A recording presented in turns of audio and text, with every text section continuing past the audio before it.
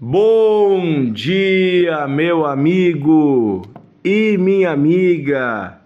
Que a paz e a bondade de Deus, que a misericórdia do Senhor renove-se sobre a sua vida nesse dia.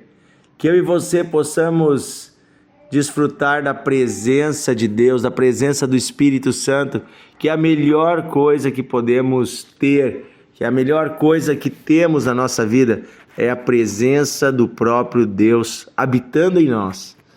E é sobre isso que fala o livro de Atos, Atos dos Apóstolos. Fala sobre a operação do Espírito Santo no interior daqueles que creem e que se tornam então igreja de Jesus. E agora, como igreja, andam pela terra fazendo as mesmas obras que Jesus fazia. Por isso o nome do livro não são ideias ou pensamentos ou poesias, mas são atos. Porque aquele que crê em Cristo e está cheio do Espírito Santo começa a ter atitudes de fé, atos de fé. Começamos a praticar o bem e fazer a vontade de Deus por onde passamos. As nossas obras começam a ser visíveis, porque a presença de Deus está em nós e podemos então fazer as mesmas obras que Jesus fazia. Estamos nesse início de ano lendo juntos o livro de Atos. Hoje é o segundo dia da nossa leitura. Hoje eu quero ler no capítulo 1, os versículos 6 em diante. Nós estamos lendo aqui em pedacinhos, esse texto, e eu quero ir meditando com você em cada parte dele, Vamos ler o versículo 6 e o 7 hoje. Diz assim: Então os que estavam reunidos, os discípulos que estavam reunidos junto com Jesus, lhe perguntaram: Senhor, será este o tempo em que irás restaurar o reino a Israel? Respondeu-lhes: Não vos compete conhecer tempos ou épocas que o Pai reservou pela sua exclusiva autoridade.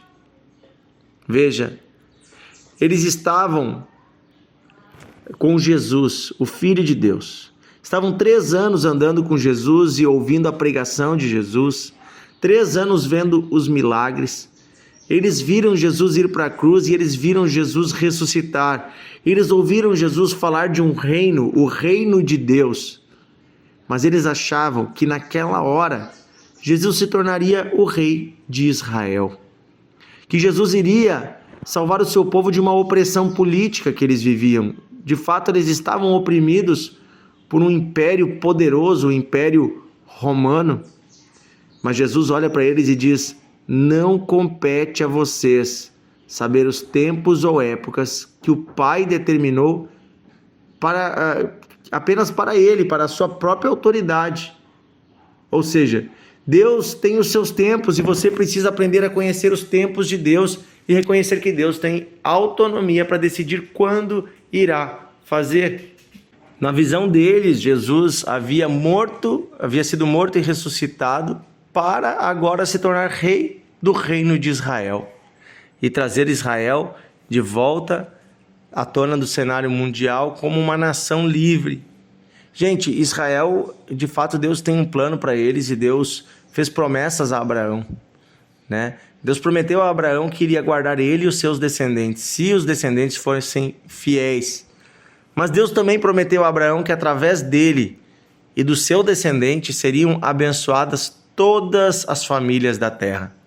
Foram 2 promessas que Deus fez a Abraão. Um que iria abençoar a ele e os seus descendentes, e outra que iria através dele e dos seus descendentes abençoar todas as famílias da terra. Veja, de fato Deus restaurou o reino de Israel em 1948, ou seja, mais ou menos 1912 anos depois daquele acontecimento. Deus restaurou o reino de Israel. Passaram-se 19 séculos, até que Deus fez Israel ressurgir no mapa mundial como uma nação livre, como um povo com autonomia, com leis próprias, com território. Hoje existe um país chamado Israel. Desde 1948 ele voltou a existir, porque naqueles dias ele foi totalmente destruído pelos romanos. Porque o povo tentou fazer a sua libertação por meio de uma guerra, e essa guerra deu errado, E no ano 70 depois de Cristo, né, mais ou menos 30 e poucos anos depois desse ato aqui, dessa conversa de Jesus com os apóstolos, Israel foi totalmente destruída por um imperador, né, romano chamado Tito, que invadiu a cidade e destruiu tudo e acabou com o templo e acabou e espalhou o povo, fez a grande diáspora espalhando o povo de Israel pelo mundo todo. Mas veja, Israel eram 3 milhões de pessoas naquela época. Mas naquela época a humanidade tinha mais ou menos, calculam os historiadores, 900 milhões de pessoas. 900 milhões. Não apenas 3 milhões. Ou seja, Deus tem um plano para Israel. Mas Deus também tinha feito uma promessa de abençoar todas as famílias da terra. Se Jesus tivesse se tornado um rei político naquela época e assumido o trono de Israel, ele teria limitado a sua atuação, porque Deus queria que ele atuasse no mundo todo através da igreja. E graças à igreja, hoje, né, a humanidade tem quase 8 bilhões de pessoas. Desses 8 bilhões, mais de 2 bilhões já se declaram cristãos, ou seja, declaram que Jesus Cristo é o seu Senhor e o seu Salvador. A igreja cresce no mundo todo, todos os povos estão ouvindo o testemunho de Jesus Cristo, estão sendo abençoados pela semente de Abraão. Sim, porque Jesus e os seus apóstolos, todos eram descendentes de Abraão. Então, quando Deus disse para Abraão, em ti serão benditas todas as famílias da terra, serão abençoadas, isso incluía Jesus e a igreja se espalhando pelo mundo todo e levando as boas novas, a boa notícia. Então, às vezes, nós recebemos uma promessa de Deus e nós achamos que ela é para agora, mas muitas vezes ela não é para agora, porque Deus tem coisas maiores do que nós imaginamos. Glória a Deus que Deus não tinha a visão limitada dos discípulos, que queriam apenas se preocupar com questões políticas passageiras. Porque eles estavam preocupados era com o Império Romano. E, gente, o Império Romano, 3 séculos depois, se desmanchou, se destruiu. Eles estavam preocupados com algo que não iria durar para sempre. Mas Jesus estava preocupado. E Deus estava preocupado com algo eterno, que é o próprio reino de Deus. Eles estavam preocupados com a opressão política. E Jesus estava preocupado mais do que isso, com a opressão espiritual de um império maligno que até hoje está em guerra com Deus, que é o império das trevas. Deus está, por meio do reino de Deus, libertando as pessoas do império das trevas, do império de Satanás, onde o ser humano está preso, atado pelas ataduras do pecado. E através de Jesus Cristo e do anúncio do Evangelho, o homem pode ser livre. Um homem e uma mulher podem ser livres desta prisão, que não é política, que não é militar, que é invisível aos olhos humanos, mas que é poderosa para prender e destruir vidas. Então, quando nós falamos do reino de Deus, nós falamos de um reino muito mais poderoso do que o reino dos homens, porque o poder dos homens ele passa, mas o reino de Deus permanece.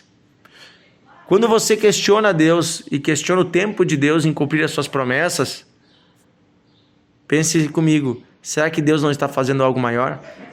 Será que Deus não está provendo algo maior, uma libertação maior? Será que Deus não está me abençoando e abençoando ainda o mundo de uma maneira maior? Pois exatamente isso é o que os discípulos não entendiam. E amanhã nós vamos ler. E na sequência Jesus diz, olha, ele disse aqui, vocês não têm que ficar pensando em tempos e épocas do que Deus vai fazer. Mas no próximo versículo você vai ver que Jesus diz, mas vocês receberão poder, não poder político, não poder econômico, mas poder de fato ao descer sobre vós o Espírito Santo. O verdadeiro poder é o poder espiritual, que vem do alto, de Deus sobre nós. Amém? Querido Deus e Pai, nesse dia nós oramos pedindo que o Senhor abra os nossos olhos para que nós não venhamos ficar olhando para os rudimentos desse mundo. Os rudimentos desse mundo, as questões econômicas, políticas, as questões que nos cercam, materiais, os problemas que são passageiros, mas possamos olhar para o Senhor, para a sua palavra, para o que é espiritual e para o que o Senhor prometeu e que vai se cumprir sobre nós. Declaramos a tua bênção sobre cada amigo e amiga, o despertar de olhos, o sair da caverna escura onde apenas se enxergam as sombras, para que cada amigo e amiga que nos ouve possa contemplar a tua face, a tua beleza e os teus planos, que são maiores do que tudo isso. É o que pedimos, Pai, hoje, em nome de Jesus. Amém e amém. Que Deus abençoe você, meu amigo e minha amiga. Compartilhe o devocional e amanhã estaremos juntos.